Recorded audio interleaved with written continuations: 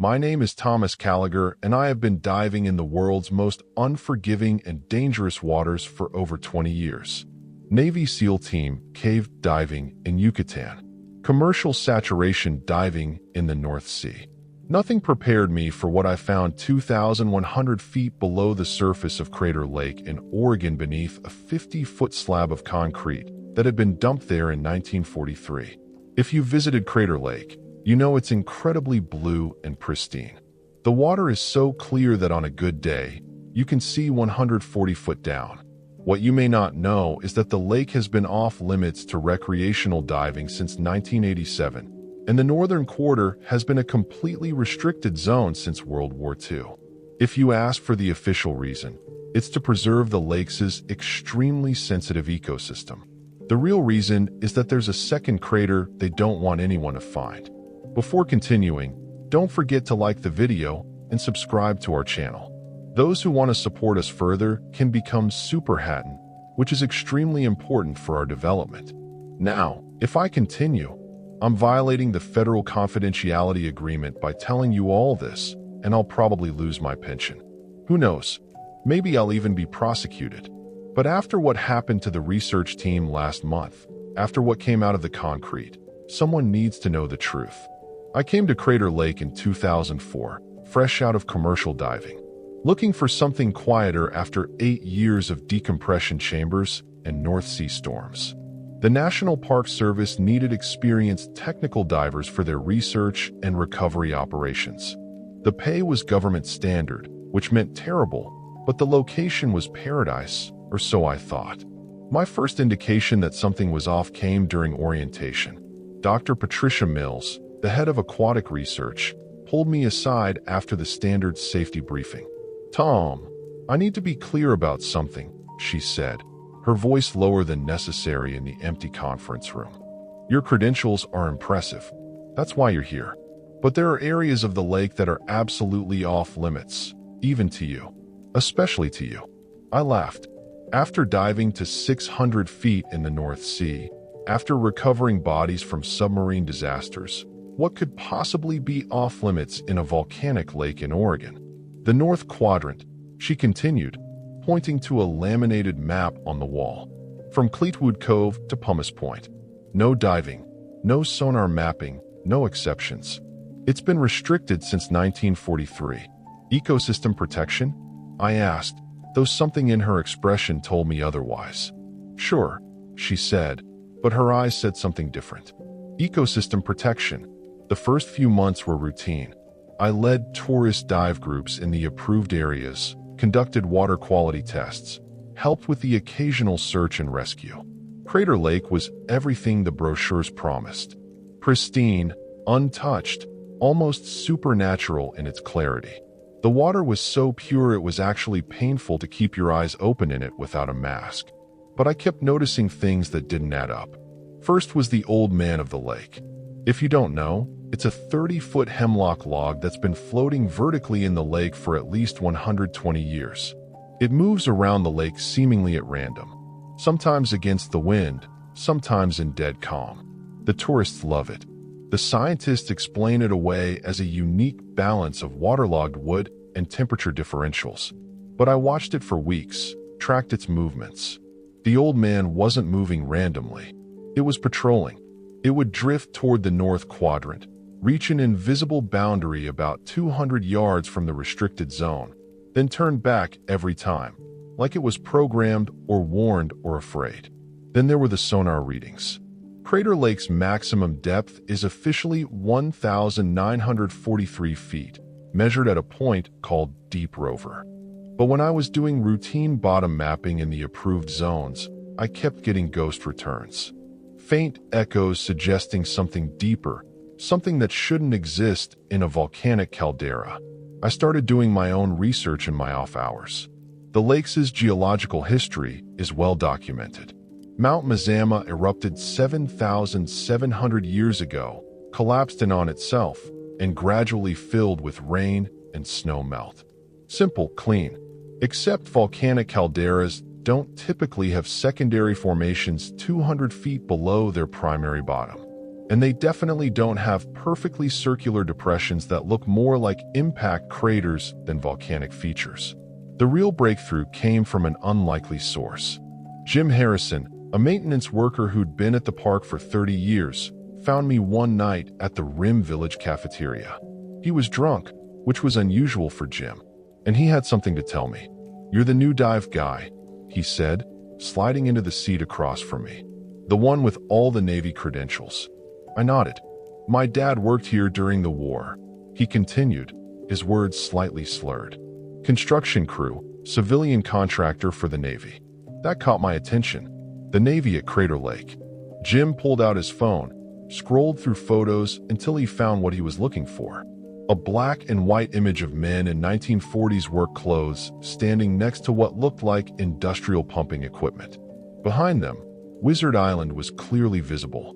"December 1942, Jim said, right after something fell into the lake. Dad said they heard it all the way in Klamath Falls, a sound like thunder that went on for 30 seconds. When they got here, there was a new hole in the ice, perfectly round, about 50 feet across, and the water around it was glowing green." I studied the photo. The men looked exhausted, haunted. What did they do? First, they tried to deny it happened. Then when people kept asking questions, they said it was a meteorite, natural phenomenon. But Dad knew better. He saw them bring in the diving bells, the Navy hard hat divers. They went down for 2 weeks straight working in shifts. Then one day, they all came up at once, packed their gear, and left. What did they find? Jim took another drink. Dad never knew for sure, but 3 days after the divers left, the real construction began.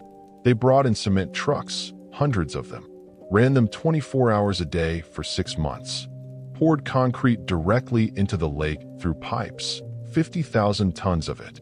Dad estimated. "That's impossible." I said that much concrete would be visible. It would change the lake's whole profile. "Not if you poured it into something deeper," Jim replied. "Not if you were filling something that went down another 200 feet below the main crater." He showed me another photo. This one showed men in military uniform standing next to what was clearly a Navy vessel on Crater Lake. They brought in a submarine, Jim said, in pieces on trucks, assembled it on the shore, launched it. It was in the lake for 3 weeks before they took it apart and hauled it away. What were they looking for? Jim shrugged. Dad asked once. His supervisor, a Navy commander, just said, "We're making sure it stays down there." That's all. I should have left it alone. Should have forgotten Jim's stories, done my job, collected my pension. But I've never been good at leaving mysteries unsolved. So I started planning. The North Quadrant was off limits, but the boundaries of the restriction were clearly marked on nautical charts. I could get within 200 legally, and modern side-scan sonar could see a lot further than 200. I waited for a maintenance day when the lake would be closed to tourists. Told Patricia I was doing routine equipment checks on the research boat. She didn't question it. I'd been there 6 months, proven myself reliable. The morning of October 15th, 2004, I took the boat out just after sunrise. The lake was glass smooth, reflecting the crater rim in perfect detail. Even the old man was still standing sentinel about a half-mile away. I anchored at the edge of the restricted zone and deployed the side-scan sonar. The first few passes showed what I expected, the steep walls of the caldera descending to the known bottom at 1,943 feet, but as I adjusted the angle, aiming it toward the center of the North Quadrant, everything changed. There was a second crater perfectly circular about 300 feet in diameter beginning at the 1,943-foot mark and descending to the sonar couldn't find the bottom. But at approximately 2,100 feet, there was something else. A massive flat surface that reflected the sonar waves like metal or concrete. I was adjusting the settings trying to get better resolution when I heard it. A sound coming through the hull of the boat. It was rhythmic, mechanical, like Morse code but slower. Tap, tap, tap, pause, tap, tap, tap, tap, pause. It was coming from below, from beneath the concrete. I recorded everything. The sonar readings, the sound patterns, even the strange magnetic fluctuations my equipment was picking up. The boat's compass was spinning slowly, counterclockwise, even though we weren't moving. That's when the old man of the lake began to move. Not its usual drift, but purposeful direct movement. It was coming toward me against the wind, leaving a wake like a living thing. I watched, fascinated and terrified as it approached the boat, bumped against the hull once gently, then began pushing me away from the restricted zone. I didn't resist. I pulled up the sonar, started the engine, and let the old man guide me back to safe water. When I looked back, it had returned to its position at the boundary, standing guard once again. That night, I developed a fever. Not a normal fever. My temperature would spike to 103, then drop to 95, cycling every few hours. I had dreams of falling through dark water, of cities beneath the lake, of something vast and patient waiting behind walls of concrete. And through it all that sound, tap, tap, tap, pause, tap, tap, tap, tap, pause, tap, tap. When I recovered 3 days later, I found a note under my door. No signature, just a single line. Some doors are meant to stay closed. Stop looking or become part of what's hidden. But I couldn't stop. The sound haunted me. I started researching everything I could find about December 1942, about things falling from the sky, about Navy operations in the Pacific Northwest. And what I found changed everything I thought I knew about World War II, about Crater Lake, and about what we're really protecting in our national parks. The official records are heavily redacted, but pieces survive. On December 7, 1942, exactly 1 year after Pearl Harbor, something entered Earth's atmosphere over the Pacific Ocean.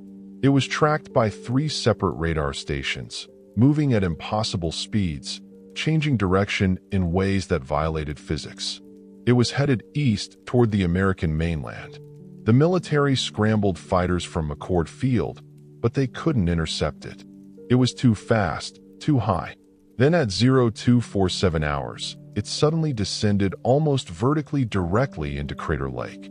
The impact was detected by seismographs as far away as San Francisco. But when dawn broke, the lake looked exactly the same, except for a perfectly circular hole in the ice, exactly as Jim's father had described. What fell into Crater Lake that night wasn't a meteorite. It wasn't a weapon. It was something else. Something that chose this location specifically. And whatever it was still active, still transmitting, still trying to communicate from beneath 50,000 tons of concrete. The tapping pattern I recorded, I ran it through every cipher I knew from my Navy days. Nothing. Then, on a hunch, I tried something else. I converted the taps to binary. Short tap equals 0, long tap equals 1. It was coordinates, latitude and longitude. The coordinates led to a point in the Pacific Ocean approximately 2,000 m west of Oregon. There's nothing there. No islands, no sea mounts, just empty ocean 15,000 feet deep. But according to declassified Navy records, that exact location is where they lost a submarine in 1944. The USS Scorpion on a classified mission reported encountering something beneath the surface, something that shouldn't exist. Their last transmission. It's not from here. Crater Lake. God help us. It's connected to Crater Lake. The submarine was never found. The Navy claimed it was sunk by a Japanese destroyer, but no Japanese records support this. The truth is they didn't know what happened to it. But I was beginning to understand. Whatever fell into Crater Lake in 1942 wasn't alone. It was part of something larger. Something that exists partially in our world and partially somewhere else. The concrete seal isn't keeping it in. It's keeping us out. Or maybe more terrifyingly, it's keeping something else from coming through. I kept diving, kept researching, but more carefully now. I knew I was being watched. Park security seemed to always know where I was. My internet searches were monitored. I could tell by the way certain websites would time out only when I was researching specific topics. Someone or something didn't want me to know the truth. But the truth has a way of surfacing, especially in a lake as clear as Crater. The first person to disappear was Dr. Patricia Mills herself. It was March 2005, 5 months after my encounter at the restricted zone. Patricia had been acting strange for weeks, arriving at work earlier, leaving later, spending hours staring at water quality data that couldn't possibly be that interesting. Then one morning, her office was empty. Not just empty, sanitized. No personal items, no research notes, no sign she'd ever been there. The official story was family emergency. Extended leave, very sudden, but her car was still in the employee lot. Her apartment in Klamath Falls still had fresh milk in the refrigerator. And according to her cell phone records, which I may have illegally accessed through a Navy buddy, her last call was to a number that didn't exist. Not disconnected, not out of service. The number literally wasn't in any telephone system on Earth. Her replacement arrived within 6 hours. Dr. Marcus Webb supposedly transferred from Yellowstone, but his credentials were too perfect. His knowledge of Crater Lake too specific. He knew things about the lake that weren't in any published research. And his eyes, they reflected light wrong, like a cat's, but only when he thought no one was looking. "Tom," he said during our first meeting, "I understand you've been conducting some independent research. I played dumb, just trying to understand the lake better. It's a fascinating ecosystem." "Indeed it is," he replied, his smile not reaching those strange eyes. "But some aspects of that ecosystem are quite delicate, quite dangerous if disturbed. I trust you understand the importance of following protocols." The threat was subtle but clear. I nodded, pretended to comply, but I was already planning my next move. See, I'd made a discovery in Patricia's abandoned office. Hidden behind a loose panel was a single USB drive containing sonar readings she'd taken over the past year. But these weren't from Crater Lake's main basin. These were from the second crater, the one beneath the concrete. Patricia had found a way to penetrate the seal using low-frequency sound waves, mapping what lay beneath. The images were impossible. Structures, geometric artificial structures at 2,300 foot far below the concrete seal. They looked like buildings or machinery or something between the two, and they were arranged in a perfect spiral pattern around a central point that appeared to be generating its own light. According to the timestamp, these readings were taken just 3 days before Patricia disappeared. But that wasn't the most disturbing part. The sonar had also captured movement. Large objects, maybe vehicles, maybe creatures, moving through the water beneath the seal, moving in patterns that suggested intelligence, purpose. And according to the acoustic signatures, they were made of materials that didn't match anything in our databases. Not metal, not organic, something else entirely. I needed to get down there, not to the second crater. That was impossible with the concrete seal, but close enough to see for myself what Patricia had discovered. And I knew exactly how to do it. Every year, the Park Service conducts a deep maintenance dive to inspect the underwater monitoring equipment. It's the only time anyone is authorized to dive below 300 feet in Crater Lake. As the senior dive supervisor, I could assign myself to the team. Dr. Webb couldn't object without raising questions. The dive was scheduled for April 15th, 2005. I had 3 weeks to prepare to modify my equipment to figure out how to investigate without getting caught.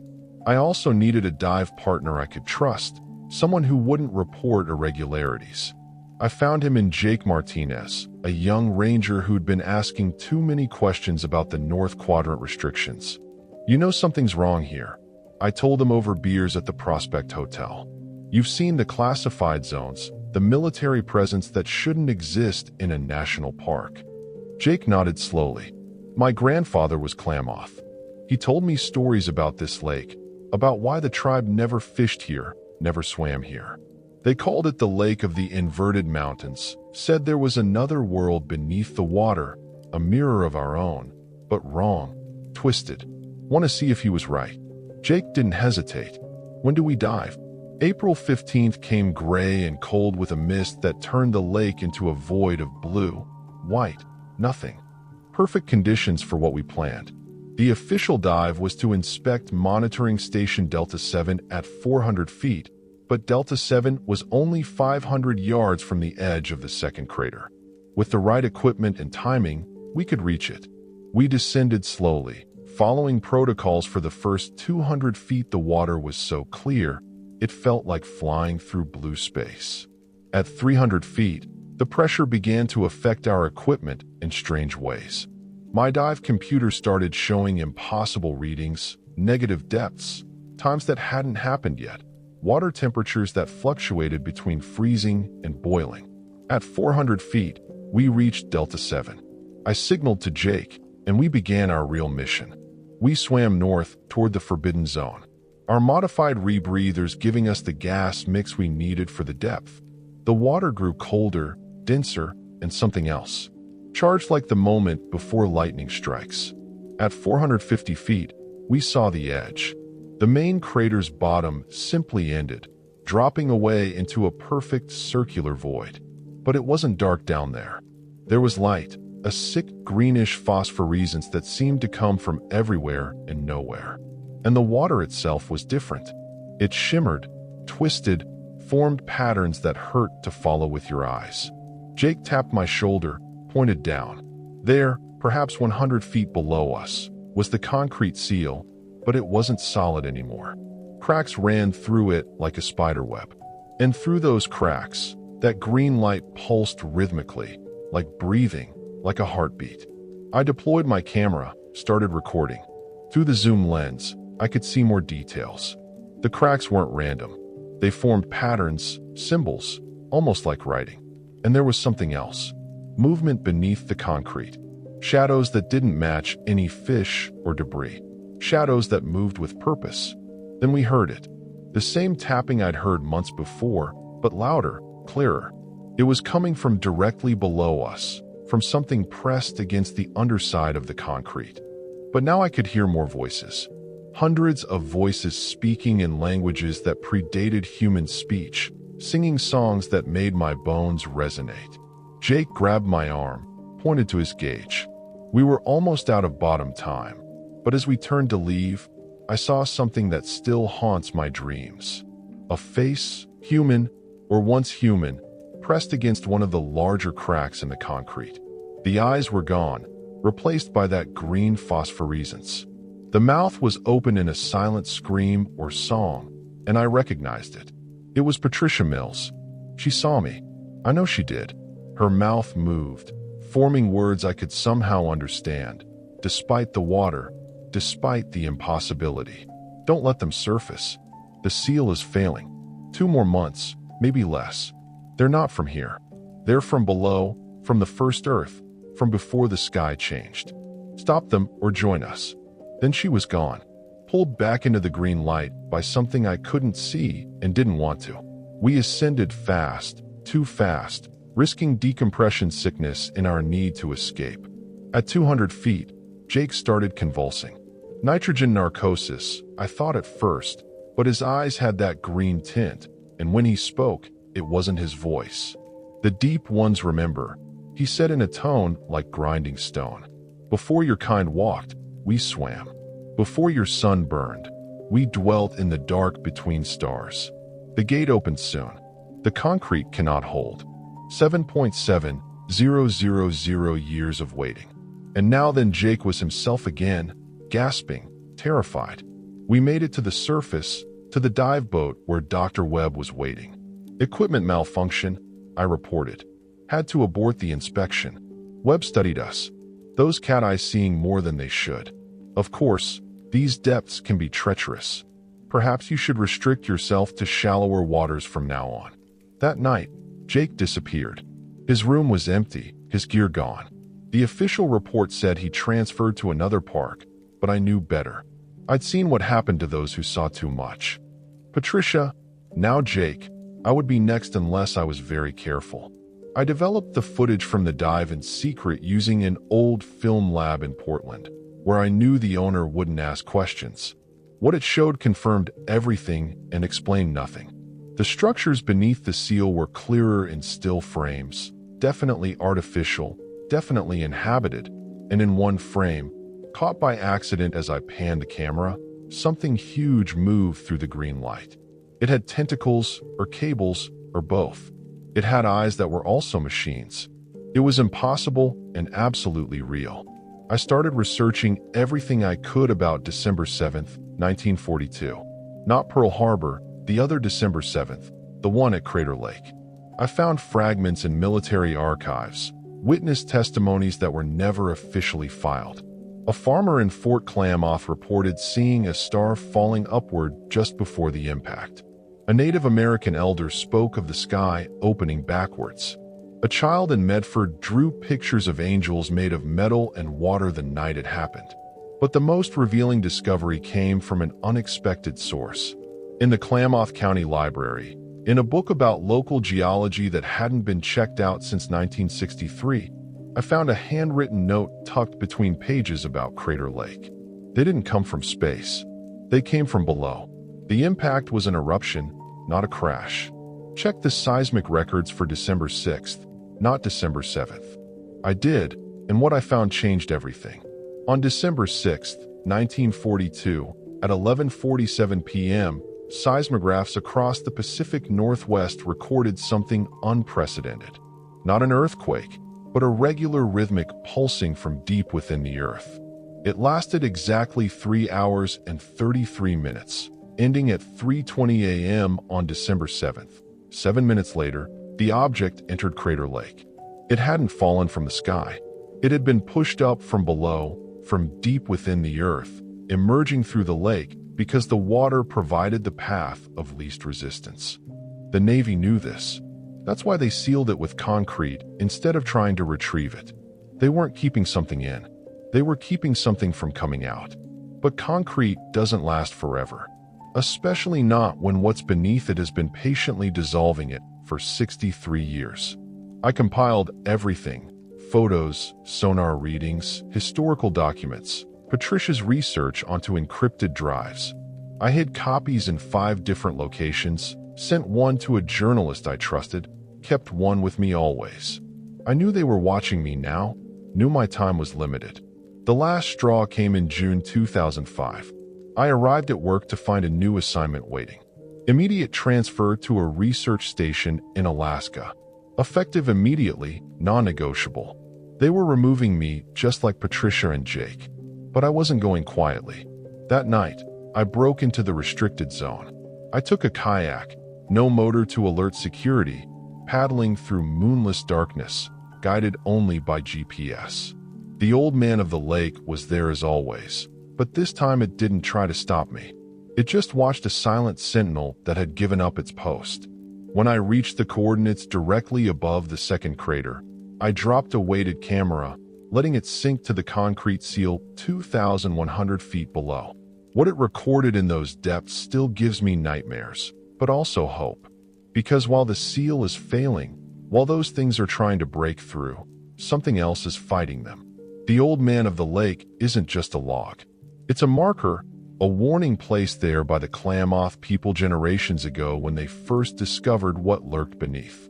It's been treated with substances that repel the deep ones, keep them contained, but it's dying, waterlogged, losing its power.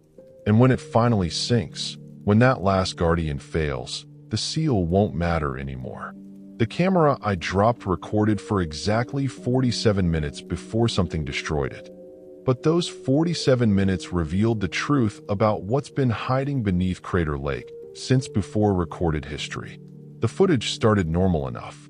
Darkness giving way to that green phosphorescence as the camera descended past 2,000 feet. The concrete seal came into view at 2,100 feet, just as expected.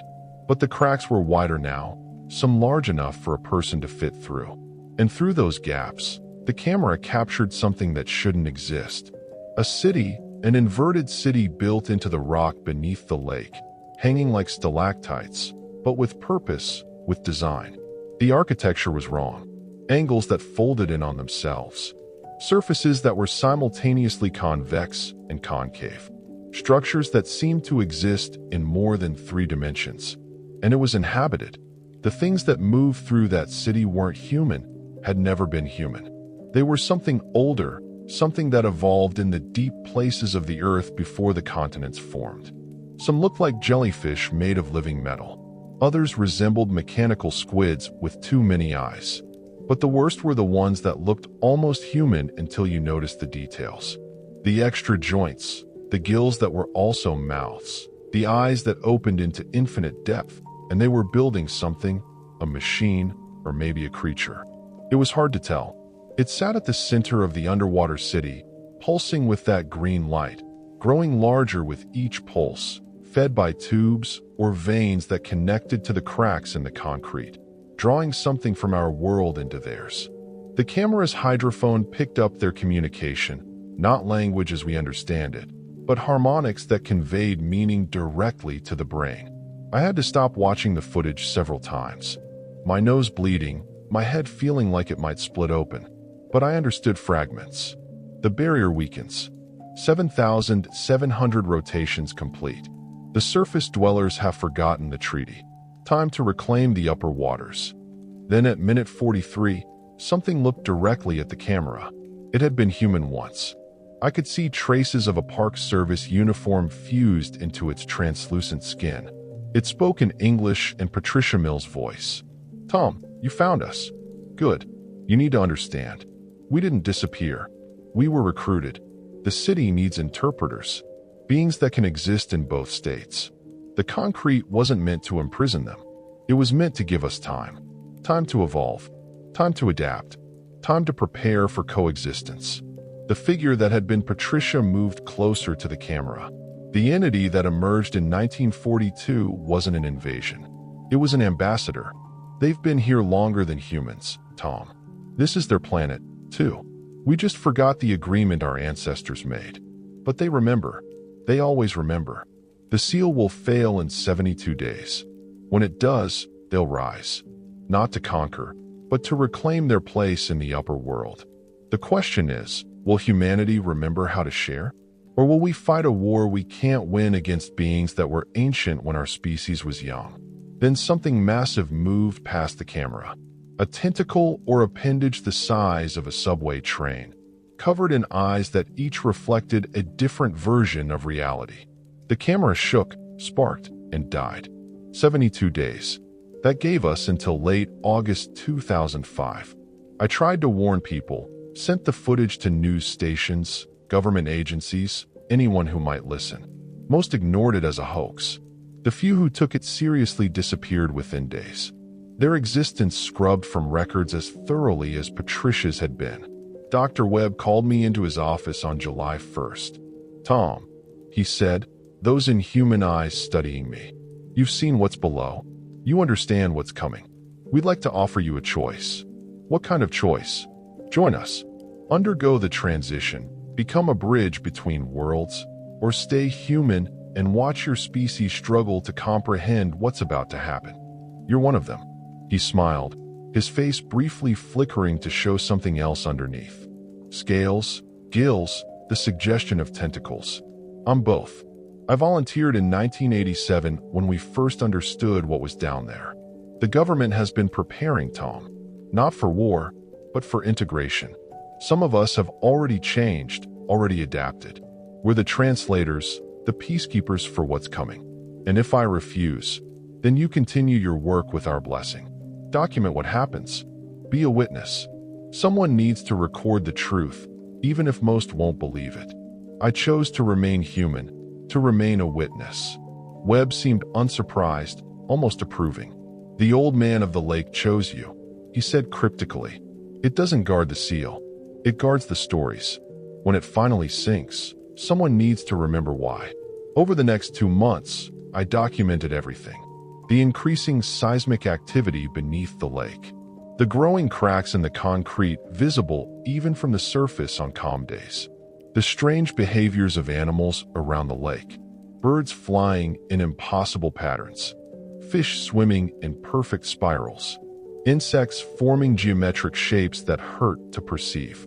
I also researched the history Patricia had mentioned, the treaty, and I found it hidden in Klamath oral traditions that anthropologists had dismissed as mythology. According to legend, when the earth was young, 2 peoples inhabited it. Those who walked in the sun and those who swam in the deep. They fought a great war that nearly destroyed both. Finally, a treaty was made. The surface for the sun walkers, the deep places for the others. Crater Lake was one of the boundary points, a place where both worlds touched, where representatives could meet. But humans forgot. We always forget. We filled the oceans with noise, drilled into the deep places, and broke the treaty we didn't remember signing. The deep ones waited, patient as stone, for the appointed time to renegotiate. That time was measured in cycles of 7,700 years, the exact age of Crater Lake. On August the 15th, 2005, I positioned myself on Wizard Island with my cameras, my recording equipment, and enough supplies for a week. I wasn't alone. Other witnesses had gathered, scientists who'd been discredited, journalists who'd asked too many questions, locals who'd always known something was wrong with the lake. We formed an unlikely congregation, waiting for apocalypse or revelation. At 3:33 a.m. on August 22nd, 2005, it began. The lake itself seemed to inhale, the water level dropping 5 feet in seconds. Then came the sound, like the earth itself groaning, like tectonic plates singing, like every whale song ever sung played simultaneously. The concrete seal didn't break. It dissolved, the material transforming into something organic that was absorbed by the water. And they rose, not as invaders, not as monsters, but as beings returning home after a long exile. They emerged slowly, allowing our eyes to adjust, our minds to process. First came the small ones, jellyfish-like creatures that floated through air as easily as water, their bioluminescence painting the night in colors that don't have names. Then the medium ones, things like octopi, made of living metal, crawling onto the shores with movements that were somehow graceful despite their owliness. Finally, the large ones, the beings that had built the city below. They stood 30 foot tall, their bodies constantly shifting between states, solid, liquid, plasma, and something else our physics doesn't describe. They had faces after a fashion that conveyed intelligence, patience, and something that might have been sadness. One of them approached our group on Wizard Island. When it spoke, the words formed directly in our minds in whatever language we understood best. We are the dwellers. We were here first, we'll be here last. The treaty was broken, but we offer renewal. Share the waters with us as your ancestors did. Learn from us as we will learn from you. Or fight us and lose everything as those before you nearly did. The government response was swift, but not what I expected. Within hours, military vehicles surrounded the lake, but they didn't attack. Instead, they established a perimeter containing not the dwellers, but the information. The cover story was already being broadcast. Toxic algae bloom, lake temporarily closed. Nothing to see here. Dr. Webb appeared beside me, no longer hiding his true nature, a hybrid of human and dweller, his body flickering between states. This is how it begins, he said, not with invasion, but with integration, slowly, carefully, letting humanity adjust. Some will accept it immediately, others will take generations. But the truth is out now, even if it's hidden.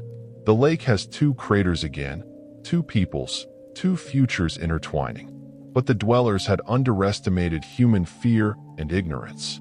On August 30th, a rogue military unit led by a general who believed the dwellers were demons attempted to drop a nuclear device into the lake. The bomb never reached the water. The old man of the lake, that ancient sentinel, suddenly sank after 120 years of floating. As it descended, it transformed. Not a log at all, but a vessel, a prison containing something that made even the dwellers recoil. What emerged from the old man was neither human nor dweller, but something else, a guardian left by whatever civilization had originally brokered the treaty. It spoke in all languages simultaneously. The compact holds. Any who break it face eraser.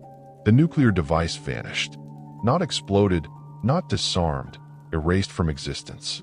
The rogue general and his unit forgot why they were there, forgot what they'd planned, forgot the dwellers existed.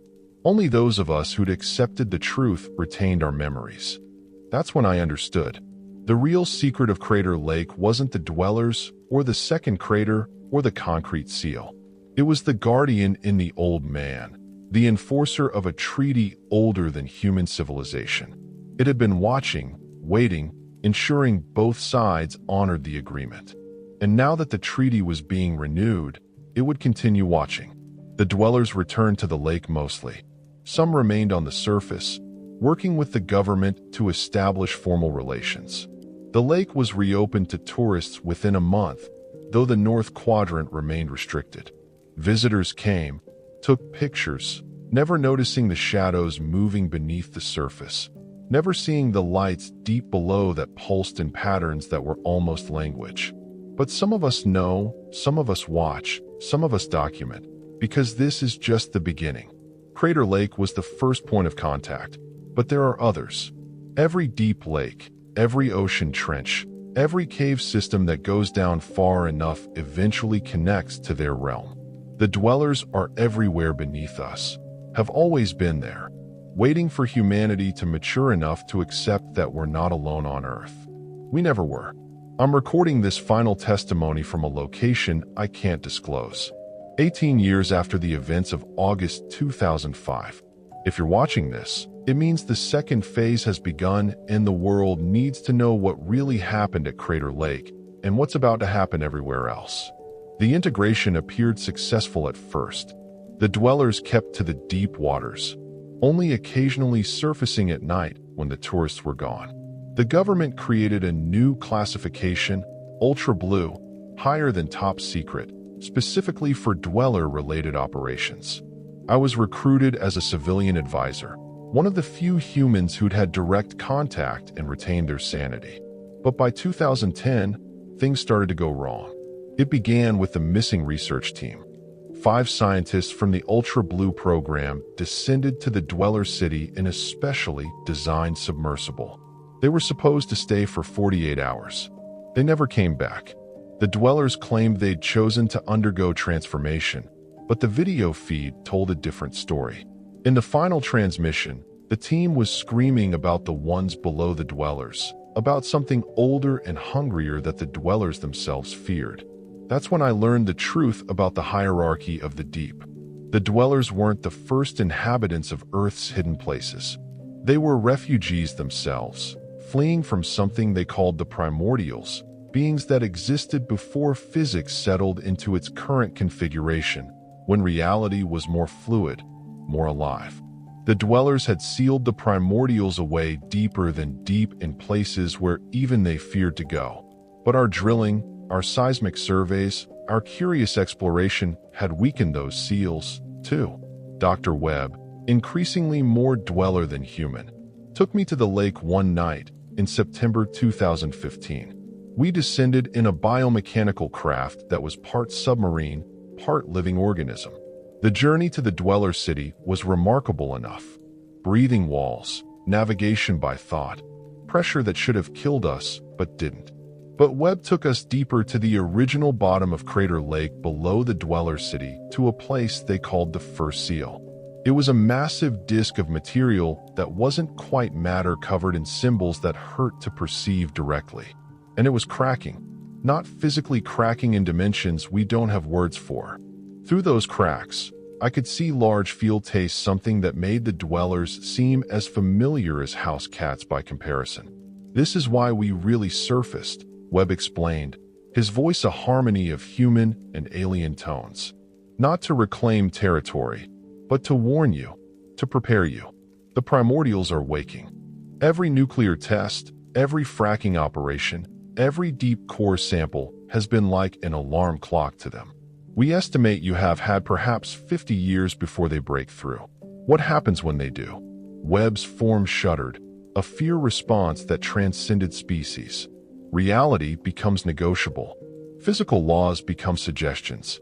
They don't destroy worlds. They unwrite them, remake them according to rules that predate logic.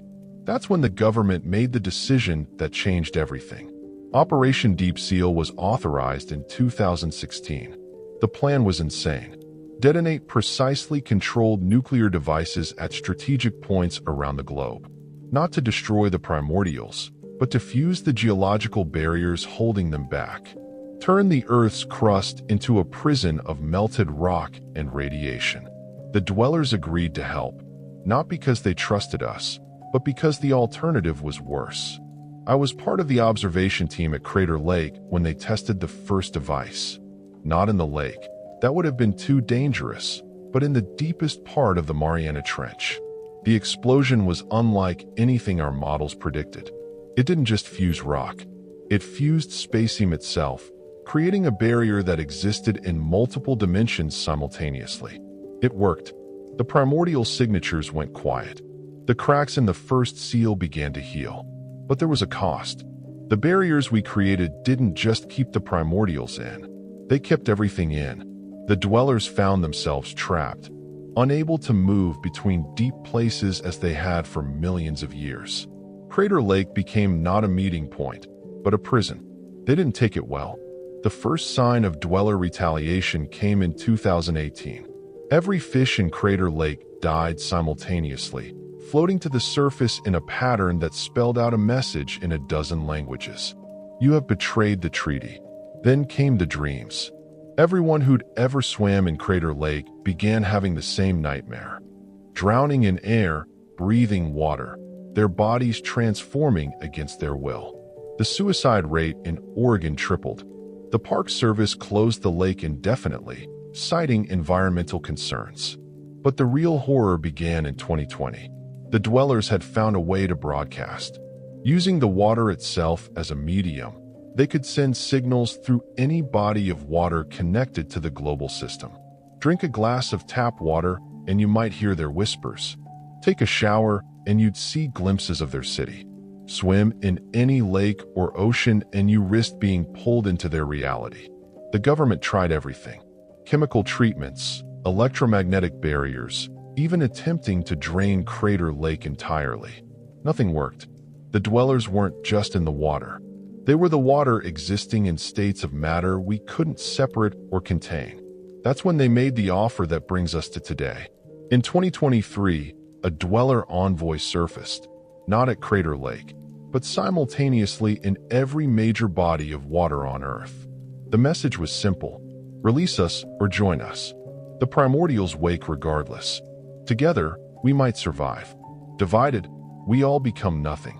They gave humanity 1 year to decide. That year is up tomorrow. I've spent the last 12 months traveling to every deep place I could reach, documenting what I found. Lake Ball in Russia, where Soviet experiments had accidentally opened a door they couldn't close. Loch Ness in Scotland, where what people thought was a monster was actually a dweller scout that had been trapped for centuries. The cenotes of Mexico, where Mayan priests had made their own treaty with the Deep Ones. A treaty that expired with their civilization. Every deep place tells the same story. We are not alone. We never were. And the things that share this planet with us are losing patience with our ignorance. The government has prepared 3 options for tomorrow. Option 1, full release. Remove all barriers, free the dwellers, and hope they'll help us face the primordials when they eventually break free. Risk, the dwellers might not forgive our betrayal. Option 2, total war. Use every weapon we have to eliminate the dwellers before they can act. Risk, we probably can't win, and even if we do, we face the primordials alone. Option 3, transformation. Accept the dwellers' offer to join them to evolve into something that can survive what's coming. Risk, we won't be human anymore. I know which option the government has chosen. I've seen the preparation, the staging areas around every major lake, the submarines moving into position above ocean trenches. They're going with option 2. They're going to fight. It's a mistake. I've made my own choice.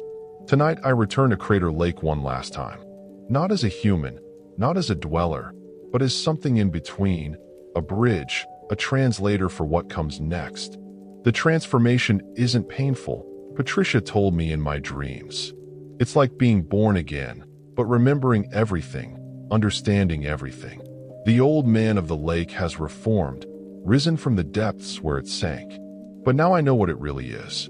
Not a guardian, not a prison, but a cocoon. Inside it, Something has been growing for 7,700 years, waiting for the right moment to emerge. That moment is tomorrow. If you're watching this, you need to make your own choice. Fight, flee, or transform.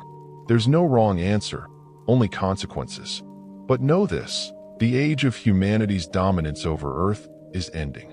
What comes next depends on whether we can learn to share this planet with beings older, stranger, and perhaps wiser than ourselves. Look for the signs.